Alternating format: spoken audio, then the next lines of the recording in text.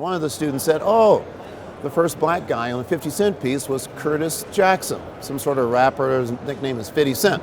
So they thought that he was the 50-cent piece of our United States coinage.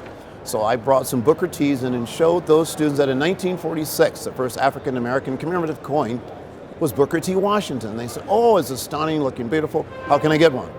Well, you do your best academically, study, prepare. You get an A on the physics test, you get a Booker T.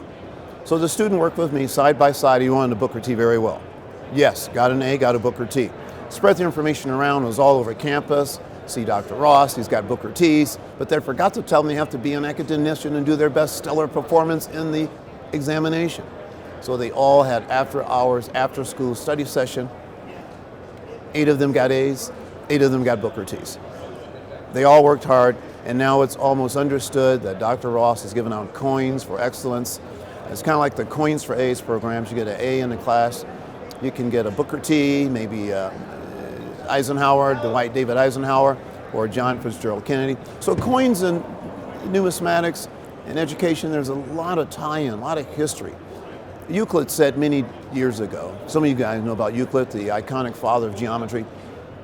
Well, one of the students was saying, why do I need to know those things? Something as simple as the shortest distance between 2 points is a straight line. So Euclid said, oh, he ordered his slave to give that guy a coin, since you must make gain from what he learns. And today that's almost equivalent to our educational process and our today's paycheck. We offer our society some sort of educational offering, and they say, okay, here's your reward. Here is your coin, i.e. W-2 paycheck.